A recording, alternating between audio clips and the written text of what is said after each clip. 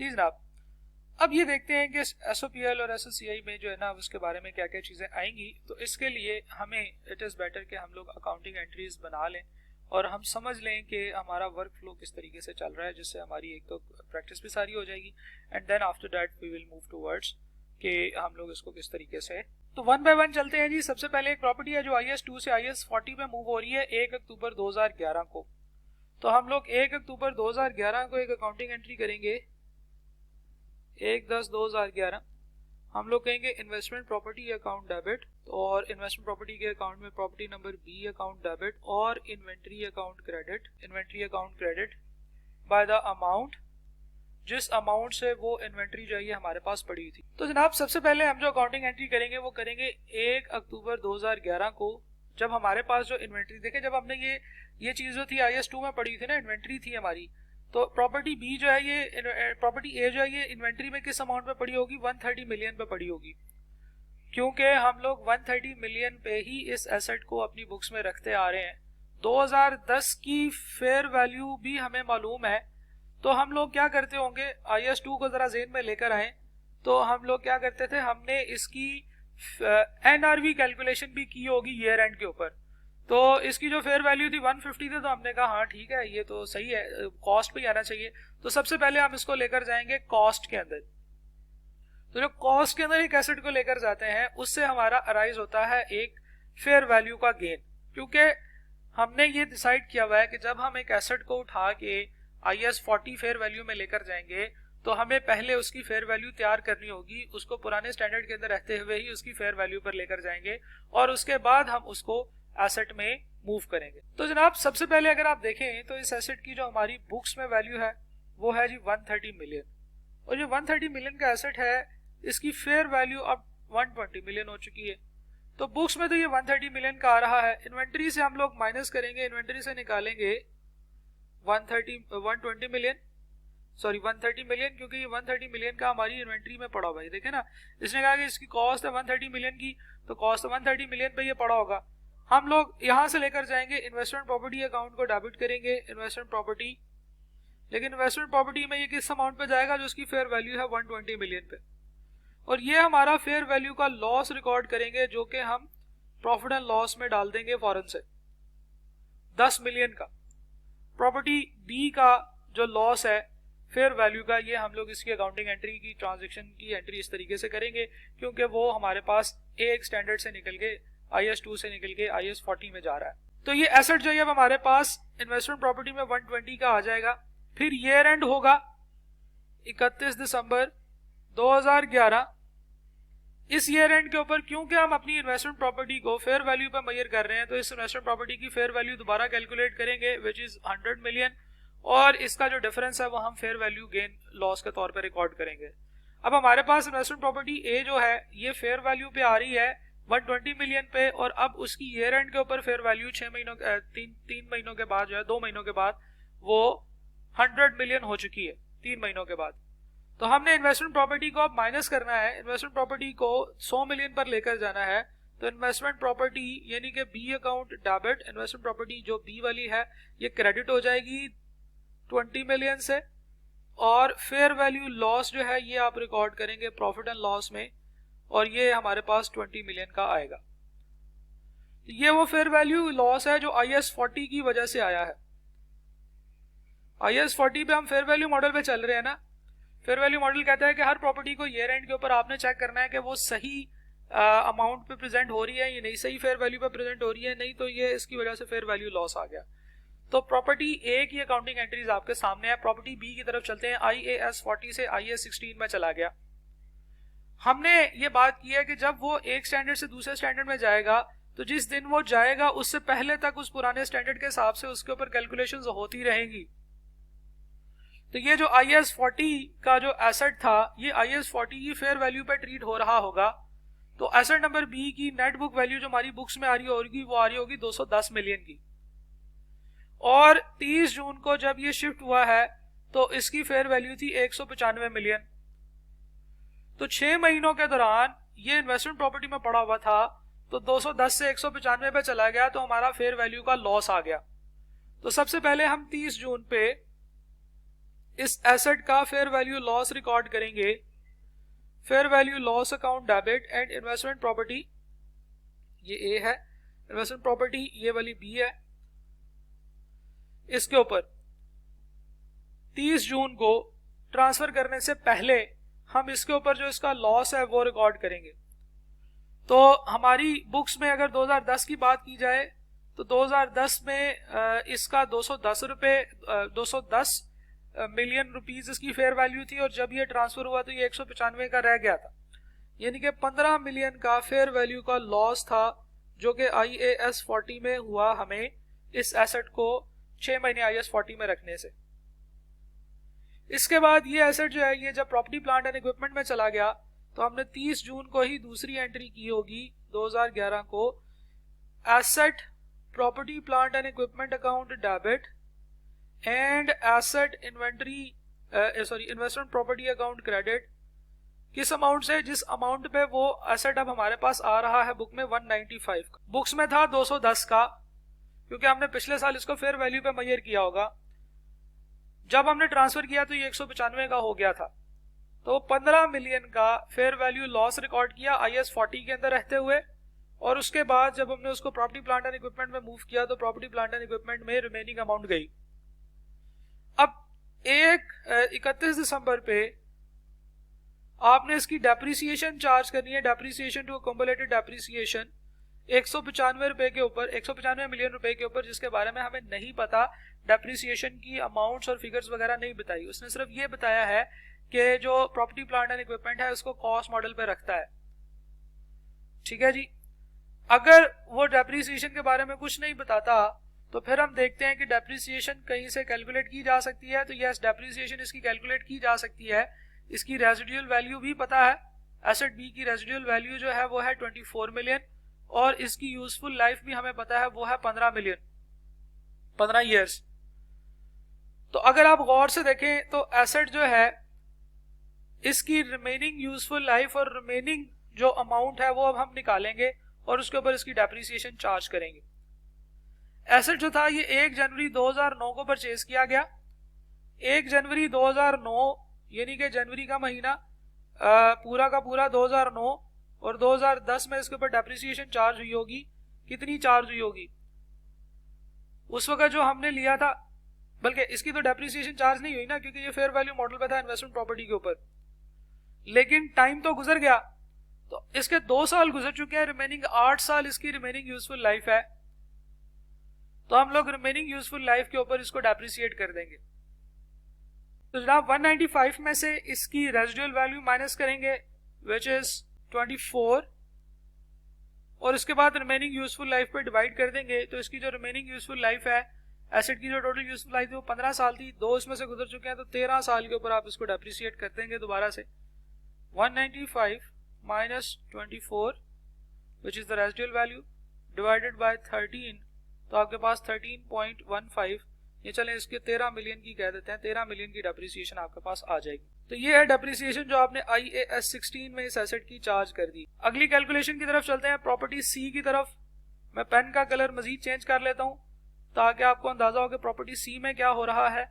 Property सी जो है ये पहले हमारी इन्वेस्टमेंट प्रॉपर्टी IAS 16 था, यानी कि हम लोगों ने ऑनर ऑक्यूपाई किया हुआ था, और उसके बाद ये IAS 40 पे चली गई और IAS 40 फेयर वैल्यू में जाएगी। इसका मतलब ये है कि IAS 16 में अगर हम कॉस्ट मॉडल पे चल भी रहे हैं तो फिर भी एक दफा जब हमने उधर एसेट प्रॉपर्टी ट्रांसफर करनी है तो हमने उसको ट्रांसफर की डेट के ऊपर रीवैल्यू करना है। तो सबसे पहले तो हम ये देखेंगे कि एसेट की डेप्रिसिएशन कितनी चार्ज हुई है IAS 16 पे। तो प्रॉपर्टी नंबर सी 1 जुलाई 2009 को परचेज हुई थी, 10 साल हम इसकी यूजफुल लाइफ रख रहे थे, कॉस्ट इसकी 160 थी और रेजिडुअल वैल्यू 20 थी। चलें जी, जरा इस एसेट की डेप्रिसिएशन हमने चार्ज करनी, तो 30 जून को इस एसेट की डेप्रिसिएशन चार्ज होगी depreciation account debit and accumulated depreciation account credit. Depreciation कैसे चार्ज होती है? एसेट नंबर सी की इसकी कॉस्ट है 160, इसकी एक्यूमुलेटेड ये इसकी रेजिडुअल वैल्यू है 20 डिवाइडेड बाय इसकी यूजफुल लाइफ कितनी है जी 10 मल्टीप्लाई बाय 6 डिवाइडेड बाय 12, तो 140 का 10% 14 का हाफ 7 मिलियन, तो 7 मिलियन की इसकी डेप्रिसिएशन 6 महीनों की चार्ज होगी 30 जून 2011 तक। अब एसेट की को हम लोग प्रिपेयर करेंगे फॉर रीवैल्यूएशन। हमने कहा था ना कि जब एसेट कॉस्ट मॉडल पे ही क्यों ना हो, अगर वो फेयर वैल्यू मॉडल में जा रहा है IAS 40 में, तो हम उसको एक दफा रीवैल्यू करते हैं। तो अब हम एसेट को रीवैल्यू करने लगे हैं। एसेट को रीवैल्यू करने के लिए सबसे पहले जो एंट्री होती है वो होती है एक्यूमुलेटेड डेप्रिसिएशन अकाउंट के अंदर जितना पड़ा हुआ है उसको एसेट अकाउंट में मूव कर देते हैं। Accumulated depreciation account debit, asset account credit. Revaluation के कॉन्सेप्ट IAS 16 के ज़हन में लेकर आए जरा। देखें, ये एसेट जो है इसकी एक साल की डेप्रिसिएशन 14 मिलियन है और ये एसेट 1 जुलाई 2009 को आया था। तो 2009 में इसकी 7 मिलियन की डेप्रिसिएशन चार्ज हुई होगी, 2010 में इसकी 14 मिलियन की डेप्रिसिएशन चार्ज हुई होगी और 2011 में ये भी इससे बिल्कुल ऊपर वाली एंट्री में हमने 7 मिलियन की एंट्री रिकॉर्ड की है। तो टोटल इसकी एक्यूमुलेटेड डेप्रिसिएशन 28 मिलियन की चार्ज हो चुकी है। तो एसेट की अब हमारे पास जो नेट बुक वैल्यू जो रह चुकी है वो है, जो एसेट के अकाउंट में बैलेंस है, था कितना, वो था जी प्रॉपर्टी नंबर C 160। तो 160 में से एक्यूमुलेटेड डेप्रिसिएशन कितनी माइनस हो चुकी है, 28। तो इसका मतलब यह है कि नेट बुक वैल्यू है इसकी 132 और फेयर वैल्यू इस एसेट की at the date of transfer कितनी है जनाब, equal to its carrying amount. यानी कि कोई फेयर वैल्यू गेन लॉस नहीं है, फेयर वैल्यू भी 132 ही कह देते हैं, तो फेयर वैल्यू गेन लॉस 0 हो गया। तो रिवैल्यूएशन सरप्लस भी कोई नहीं आया। अब रिवैल्यूएशन सरप्लस भी कोई नहीं आया तो चलें, मैं आपको सिर्फ ये बताने के लिए कि हम क्या एंट्री करते होते हैं, मैं कहता हूं जी asset account debit and revaluation surplus account credit, ये एंट्री करते होते हैं ना हम रिवैल्यूएशन की। हम इस वक्त IAS 16 में हैं और रीवैल्यूएशन सरप्लस रिकॉर्ड कर रहे हैं। तो हमने रीवैल्यूएशन सरप्लस रिकॉर्ड किया और हमारे पास रीवैल्यूएशन सरप्लस आया है 0। इसका मतलब यह है कि हमारा जो एसेट है इस वक्त 132 मिलियन पे पड़ा हुआ है। अब वो वहां से निकलेगा और IAS 40 में चला जाएगा।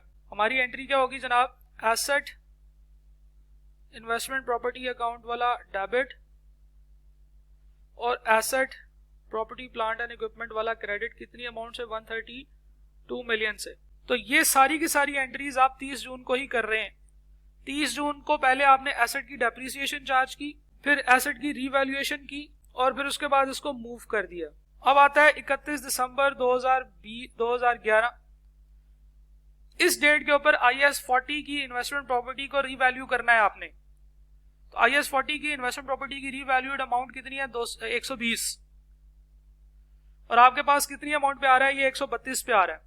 तुम्हारा रीवैल्यूएशन लॉस आ गया, फेयर वैल्यू लॉस आ गया इन्वेस्टमेंट प्रॉपर्टी वाला, और एसेट जो है वो इन्वेस्टमेंट प्रॉपर्टी का ये आप क्रेडिट कर देंगे। 132 पे आपकी इन्वेस्टमेंट प्रॉपर्टी पड़ी हुई थी जो आपने तकरीबन अब से 6 महीने पहले मूव करवाई थी IAS 14 से इस एंट्री के थ्रू।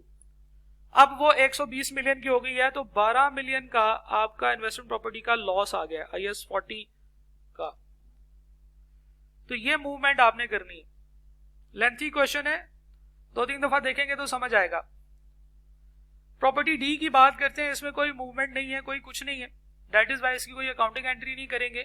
इसकी सिर्फ एक अकाउंटिंग एंट्री होगी क्योंकि ये कॉस्ट मॉडल पे है, तो इसकी डेप्रिसिएशन फॉर द ईयर हमें चार्ज करनी होगी। तो डेप्रिसिएशन फॉर द ईयर, अगर हम इस प्रॉपर्टी की बात करें, मैं पेन का कलर मजीद चेंज करता हूं, तो वो क्या होगी, depreciation account debit and accumulated depreciation account credit. ये हमने निकाली भी थी जब हम लोग यहाँ पे कैलकुलेशन कर रहे थे। तो हमने कहा था कि प्रॉपर्टी डी की जो डेप्रिसिएशन है 2011 की वो है 0.9 मिलियन। तो प्रॉपर्टी डी की जो डेप्रिसिएशन है वो 0.9 और 0.9 है, क्योंकि ये IAS 40 के अंदर है, लेकिन IAS 40 की एक्सेप्शन जो थी कॉस्ट मॉडल की है वो आ गई। आगे चलते हैं जी। अब हम दूसरी प्रॉपर्टी की तरफ चलते हैं। लास्ट प्रॉपर्टी है प्रॉपर्टी ई। इसके बारे में हम लोगों ने बात की थी कि ये जो प्रॉपर्टी है इसके 2 पार्ट्स हैं, 2 सेपरेटेबल पार्ट्स हैं, और इन दोनों पार्ट्स में से इनकी अलग अलग हम लोगों ने अरेंजमेंट की है। जो कुछ पोर्शन ऐसा है जो कि हम लोग IAS 40 में लेकर जाएंगे और कुछ पोर्शन ऐसा है जो हम लोग IAS 16 में लेकर जाएंगे। तो जनाब, और उसके अंदर हम लोगों ने कहा था कि 45 मिलियन इसकी कैलकुलेशन, टोटल 45 मिलियन की जो कॉस्ट है वो बनती है, और 45 मिलियन की जो कॉस्ट है इनमें से क्योंकि 2 फ्लोर रेंटेड आउट हैं तो 2/3 जो है वो इसका as an investment property record हो जाएगा, यानी कि 30 मिलियन, और 15 मिलियन जो है ये प्रॉपर्टी प्लांट एंड इक्विपमेंट में चला जाएगा। ये कैलकुलेशन हम लोगों ने यहाँ पे की थी। तो सबसे पहले तो हम इसकी पेमेंट की अकाउंटिंग एंट्री करेंगे। पेमेंट की अकाउंटिंग एंट्री कुछ इस तरीके से होगी कि हम लोग एसेट को डेबिट करेंगे, एसेट वो वाला जो इन्वेस्टमेंट प्रॉपर्टी है, property number E, then there is an asset जो कि प्रॉपर्टी प्लांट एंड इक्विपमेंट में जाएगा और प्रॉपर्टी नंबर ई के तौर पे लिखा जाएगा, and then there are some payments जो कि आप लोगों ने एडमिनिस्ट्रेटिव एक्सपेंसेस की पेमेंट की हैं। तो ये टोटल पेमेंट्स थी जो हम लोगों ने की हैं एडमिनिस्ट्रेटिव एक्सपेंसेस। ये सारी चीज़ें जो है, ये सारे अकाउंट्स डेबिट हो रहे हैं और बैंक अकाउंट हमारा क्रेडिट हो रहा है। हमें पता है कि इन्वेस्टमेंट प्रॉपर्टी में जो एसेट जाएगा वो जाएगा 30 मिलियन का, जो एसेट हमारा प्रॉपर्टी प्लांट एंड इक्विपमेंट में जा रहा है वो 15 मिलियन का जा रहा है, और एडमिनिस्ट्रेटिव एक्सपेंसेस हमारे हैं 3 मिलियन के। तो टोटल 48 मिलियन की बैंक से पेमेंट हुई है। अब दो काम करने हैं। नंबर 1, वो एसेट जो कि हमारे इन्वेस्टमेंट प्रॉपर्टी में है, इनकी ईयर एंड के ऊपर फेयर वैल्यू की कैलकुलेशन करनी है, और वो एसेट्स जो हमारे पास प्रॉपर्टी प्लांट एंड इक्विपमेंट में है इसकी ईयर एंड पे डेप्रिसिएशन चार्ज करनी है। तो 1 बाय 1 चलते हैं जी। हमें उसने कहा है कि एसेट जो है ये इन्वेस्टमेंट प्रॉपर्टी ये 30 मिलियन की है। जब हम लोगों ने इसको रिकग्नाइज किया था तो उस वक्त 30 मिलियन का रिकग्नाइज कर लिया था। ईयर एंड पे इस एसेट की जो फेयर वैल्यू बन गई, यानी कि जो इसकी वैल्यू बन गई है, डेट इज 51 मिलियन। 51 मिलियन का मतलब ये है कि ये जो पूरा का पूरा एसेट है इसकी फेयर वैल्यू ईयर एंड के ऊपर 51 मिलियन है। लेकिन क्योंकि हम पूरा का पूरा एसेट इन्वेस्टमेंट प्रॉपर्टी में नहीं डाल रहे, तो हम लोगों के लिए जो रेलिवेंट पोर्शन होगा वो होगा 51 डिवाइडेड बाय 3 मल्टीप्लाई बाय 2, यानी कि 34 मिलियन। तो 34 मिलियन जो है that is the part of your investment property's fair value, और इन्वेस्टमेंट प्रॉपर्टी की फेयर वैल्यू का गेन है। हम लोग एसेट्स में इसको 30 पर रिकॉर्ड कर रहे हैं, तो हम लोग इन्वेस्टमेंट प्रॉपर्टी का गेन रिकॉर्ड करेंगे इस तरीके से कि हम लोग कहेंगे इन्वेस्टमेंट प्रॉपर्टी वाला asset account debit, asset investment property का एसेट नंबर ई डेबिट, और फेयर वैल्यू गेन्स क्रेडिट हो जाएंगे, जो कि हमारे कहाँ पे जा रहे हैं, जो हमारे प्रॉफिट एंड लॉस में जा रहे हैं। तो एसेट जो है वो इन्वेस्टमेंट प्रॉपर्टी का डेबिट करेंगे। किस अमाउंट से? 34 पर लेकर जाना है, 30 के ऊपर ऑलरेडी वो है, तो हमारी जो इसकी अकाउंटिंग एंट्री होगी वो होगी जनाब 4 मिलियन की। 4 मिलियन का फेयर वैल्यू गेन और एसेट की जो कैलकुलेशन है वो हम यहाँ पर डालेंगे। अगला जो काम है वो ये है कि जो प्रॉपर्टी प्लांट एंड इक्विपमेंट वाला कंपोनेंट है 15 मिलियन का, यानी कि 1/3, उसकी हम लोगों ने डेप्रिसिएशन चार्ज करनी। तो डेप्रिसिएशन की अकाउंटिंग एंट्री तो वही है कि depreciation account debit and accumulated depreciation account credit, लेकिन इसकी कैलकुलेशन थोड़ी सी ट्रिकी है। फॉर एग्जाम्पल, इस वक्त देखें हमारे पास जो एसेट है वो 15 मिलियन का है, तो इस 15 मिलियन के एसेट की डेप्रिसिएशन कैसे चार्ज करेंगे? प्रॉपर्टी प्लांट एंड इक्विपमेंट में ये एसेट 15 मिलियन का आ रहा है, तो इस एसेट की रेजिडुअल वैल्यू और यूजफुल लाइफ देखनी होगी, तो 1 साल की डेप्रिसिएशन निकलेगी। तो अगर हम इस एसेट की बात करें तो इसकी जो कॉस्ट 48 मिलियन थी, ये तो 48 नहीं है, ये तो अब 15 है। यूजफुल लाइफ तो इतनी की इतनी ही रहेगी। रेजिडुअल वैल्यू 12 पूरे के पूरे एसेट की है, लेकिन हमें इसका भी 2/3 लेना होगा। तो जनाब रेजिडुअल वैल्यू का 2/3 लेंगे, डिवाइडेड बाय 3 मल्टीप्लाई बाय 2, तो ये हमारे पास आएगा जी 2.7। ठीक हो गया जी। और डेप्रिसिएशन जो हमने इसको कैलकुलेट करनी है वो 20 ईयर्स की यूजफुल लाइफ के ऊपर करनी है। तो हम लोग डेप्रिसिएशन की वर्किंग करते हैं। हम कहते हैं कि 15 मिलियन का एसेट था, जिसमें से माइनस करें 2.7 जो कि इसकी रेजिडुअल वैल्यू है, और इसको अब डिवाइड करें इसकी यूजफुल लाइफ के साथ, विच इज 20। लेकिन एक और चीज रुक जाए, ये तो है पूरे साल की डेप्रिसिएशन। हमने एसेट जब परचेज किया है तो एसेट तो परचेज किया था 1 अगस्त को। इसका मतलब यह है कि 2011 में अगस्त, सितंबर, अक्टूबर, नवंबर और दिसंबर, अगस्त, सितंबर, अक्टूबर, नवंबर और दिसंबर, 5 महीनों की डेप्रिसिएशन 2011 में चार्ज होनी चाहिए इस एसेट की। तो इसका मतलब यह है कि हम मल्टीप्लाई बाय 5 डिवाइडेड बाय 12 भी करेंगे, तो फिर हमारे पास इस एसेट की डेप्रिसिएशन आएगी। तो उसकी जो कैलकुलेशन है वो कुछ इस तरह से होगी कि हम लोगों ने कहा कि जी 15 माइनस 2.7, तो 12.3 is the depreciable amount divided by 20। तो ये डेप्रिसिएशन 1 साल की आ जाएगी, मल्टीप्लाई बाय 5 डिवाइडेड बाय 12, तो हमारे पास जो डेप्रिसिएशन है डेट इज 0.26 या 0.3 हम लोग कह सकते हैं कि 0.3 इज द एक्यूमुलेटेड डेप्रिसिएशन जो कि इस एसेट की हमें चार्ज करनी होगी। So this was the accounting entries, और अकाउंटिंग एंट्रीज करने के बाद उसने हमसे जो पूछा था वो ये था कि अदर कंप्रिहेंसिव इनकम और प्रॉफिट एंड लॉस में क्या क्या जाएगा। तो सारी अकाउंटिंग एंट्रीज हमने लिख ली हैं। अगर हम गौर से देखें तो हमें यहाँ से पता चल जाएगा कि प्रॉफिट एंड लॉस में कौन कौन सी एंट्री से क्या क्या जा रहा है। पहले जो एसेट की एंट्री थी उसमें से ये फेयर वैल्यू का लॉस हमारा प्रॉफिट एंड लॉस में जाएगा। दूसरी एंट्री में ये फेयर वैल्यू लॉस हमारा प्रॉफिट एंड लॉस में जाएगा। तीसरी एंट्री जो कि एसेट नंबर बी से रिलेटेड थी, ये फेयर वैल्यू लॉस है जो प्रॉफिट एंड लॉस में जा रहा है। और इसके बाद हमारा डेप्रिसिएशन का एक्सपेंस है, ये भी प्रॉफिट एंड लॉस में जाएगा। ठीक है जी, आगे चलते हैं। डेप्रिसिएशन टू क्यूमुलेटेड डेप्रिसिएशन, ये वाली डेप्रिसिएशन की एंट्री जो कि एसेट की हुई है, जो वो मूव हुआ है, तो ये एक्सपेंस हमारा प्रॉफिट एंड लॉस में जाएगा। देन रीवैल्यूएशन सरप्लस, ये हमारा रीवैल्यूएशन सरप्लस अगर होता तो ये ओसीआई में जाता, लेकिन क्योंकि ये है ही नहीं, लेकिन फिर भी मैंने आपको बता दिया था कि हम लोग इसको जो है ना वो मैं इसलिए लिख रहा हूँ ताकि आपको अंदाजा रहे कि ये एंट्री हुई है। ठीक है जी, इसके बाद हम लोगों ने जो अमाउंट जो चार्ज करनी है, जी अमाउंट मूव करनी है, that is fair value loss investment property का जो है 12 मिलियन का, ये भी आपका फेयर वैल्यू लॉस के अंदर जाएगा। ये डेप्रिसिएशन जो कि उस एसेट की थी जो गवर्नमेंट को दिया हुआ था वो हम लोगों ने चार्ज कर ली। और इसके बाद ये वाला जो एसेट है इसमें एसेट ई के अंदर एडमिनिस्ट्रेटिव एक्सपेंसेस हैं, ये हमारे प्रॉफिट एंड लॉस में जाएंगे।